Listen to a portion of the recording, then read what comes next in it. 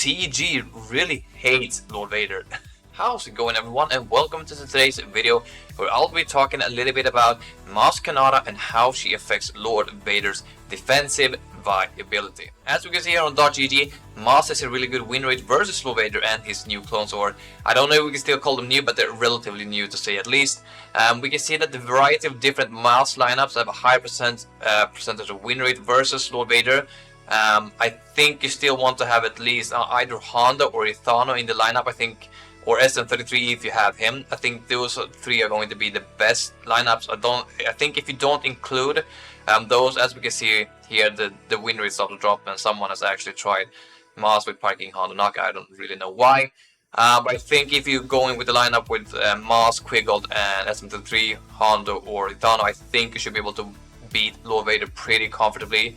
And in my opinion, I don't think this is good for Lord Vader's, because to me it almost feels like CG really hates Lord Vader.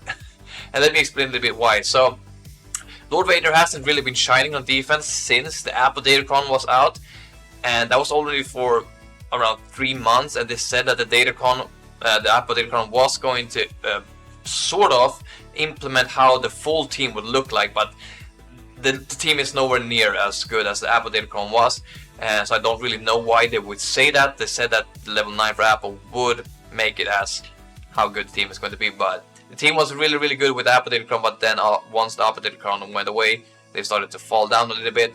And since the Apple Datacron went away as well, things like Bo-Katan Mandalore is still able to beat him, although not as convincingly as before, but they're still able to win, which is something that they said that they would like to take away.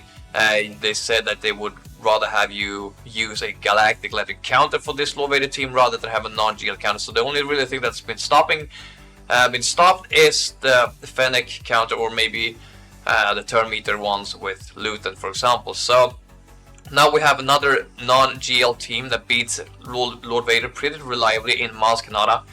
As I said, we also had Bo-Katan Mandalore, which to this day still has pretty high win rate, 75% for almost 14,000 battles. That's a pretty high percentage of win rate right there. And then you have other counters such as the Super and Force users. This is almost like bringing in a Galactic Legend team, because it's such good value to have those three together. And the same goes for Bane, which still has good win rate. So we can't really say too much about those two, but both Maz and Bo-Katan is still able to beat Lord Vader very easily on defense. Or I can't say it's extremely easy, but it's not super hard, if I put it that way.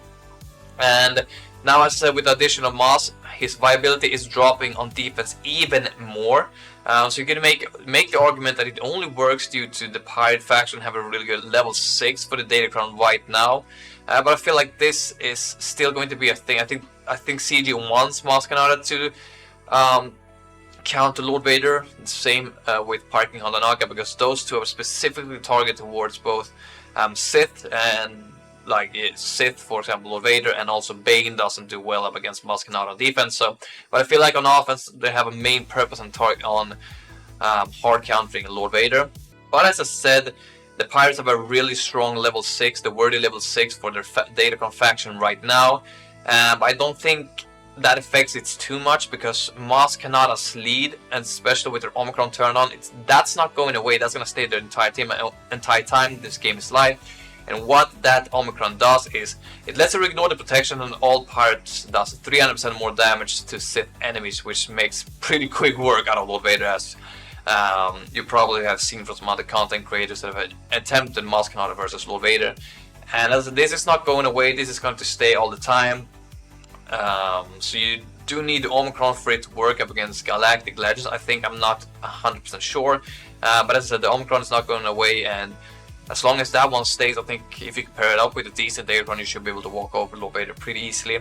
As for the 5v5 situation, I do not know, but I think in 3v3, if you potentially would remove either Apple or CX2 in the favor of Scorch, that means they cannot ignore the taunt. They need to go for Scorch before they can go for Lord Vader. But then again, you lose out on a lot of other bonuses that CX2 and Apple puts together with both of them inside of the comms. So I don't think that is a smart choice, if I'm going to be honest.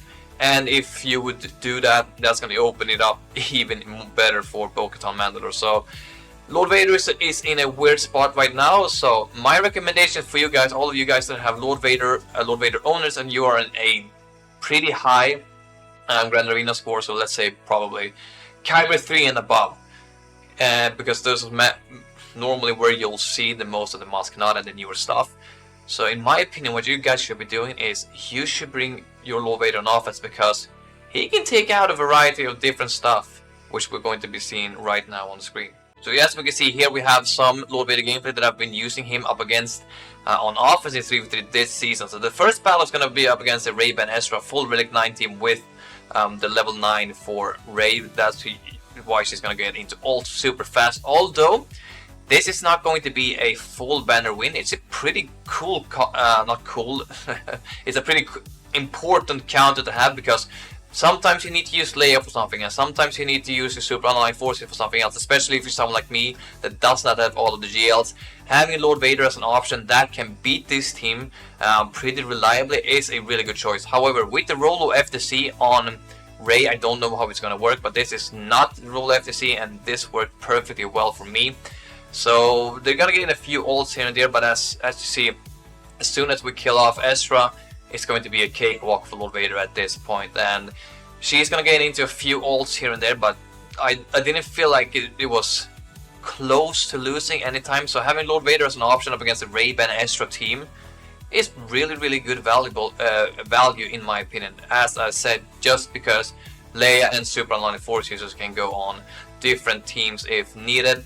Especially, as I said already, if you're someone like me that does not have all of the Galactic Legends at hand. But you can see after 3 minutes we have ramped up enough and we're doing really good damage, and eventually we get them down for 54 banners. Here is something I sorry, I've normally been using Lord Vader up against Glad Ezra a lot, or maybe if it's a non-Ezra comp as well. Lord Vader is actually able to beat this pretty comfortably as long as you play it correctly. So you just want to get rid of Ezra as fast as possible. Make sure you get the Order 66 on him and just keep on applying that Order 66 to him, because that's gonna make sure that you can kill him off really fast. And then after that, you just need to make sure that you do basics with both Apo and the summon Nightfall Trooper once you target Glad, because that's gonna call Lord Vader to assist, and you're gonna be able to work down Glad a lot faster. But as you can see, we have ramped up a lot of damage already. Although there's no defense on this one. If there were defense, it would have been a little bit harder, probably taken an extra minute or so. But as we can see, we're able to chunk her down pretty fast within almost 2 minutes, and we're doing good damage actually up against Glad, and that's not something you see every day. And Glad can be, she can be a problem sometimes, especially with Ezra. Here I faced the Jedi Master Kenobi Cat variant with Ezra on it, and if you guys remember with the Hoda FTC, this comp was super annoying. Balin actually only has a 50% win rate up against this team, so I kind of looked it up before I decided to include this in my gameplay footage. So having Lord Vader to beat the JMK Ezra team is very good value. I don't know actually how well the other counters do. I know Supreme Decree with Dark Vision Raid works pretty well. Leia should also work, but those are two hard counters, and Supreme Decree is basically needed for piping Hodanaki at the moment, and Leia, as I said, is needed for so much else. Having Lord Vader here as an option together with Balin is gonna be very good value, because as I said, Balin only had 50% win rate once I looked it up. And we're able to chunk them down pretty fast. As long as you kill off Ezra, it should not be a problem really. Lord Vader should be able to smack both Cat and Jedi Master Kenobi into pieces relatively fast. And here, this is a battle that I just included. Reva right now has a very strong Datacron with the ninth sister, sorry, level 9. So they're very strong. They can complicate a lot of stuff. Although you can beat it with Phoenix in 5v5, in 3v3 it's a little bit tougher. And because of Apo can't die where there's no Galactic Legend enemies, it's a decent option to have. So I just wanted to include it, but it's not as impressive as the other three battles. But still, it shows that Lord Vader has a different purpose on offense. So besides the game that I just showcased for you guys, Lord Vader actually is able to beat Supreme Datacron with Dark Vision Raid. Now they still have a broken Datacron with the first order TIE Fighter pilot. which he can't go down as long as Supreme Leader Karen is alive. So now it doesn't work as well, but once that Datacron eventually goes away, Lord Vader should be able to handle Supreme Leader Karen on defense as well. As I said, he works up against Rey, he works up against Jedi Master Luke, he actually works up against Leia Organa as well, which is pretty cool. You just hammer down Drogon and get rid of him, and then you go for R2 once they have Order 66, or you're in alt with Lord Vader, they cannot be revived. So you can beat Leia, but you rarely see Leia on defense, and Lord Vader is actually pretty good to beat Jabba the Hutt as well. If you see Sith Eternal, Lord Vader can handle that as well. Jedi Master Kenobi, easy work for him. Without Ezra, even easier. Parking Hodonaka is a big no-no, at least right now with the broken Datacron set that they have. Pirates are really anti-Sith and Jedi, and Lord Vader takes a heavy hit from Parking Hodonaka, so it's gonna be tough for Lord Vader to do anything up against him, but except for Parking Hodonaka, he should be able to beat the majority of stuff on defense, at least in 3v3. In 5v5 it's a different story.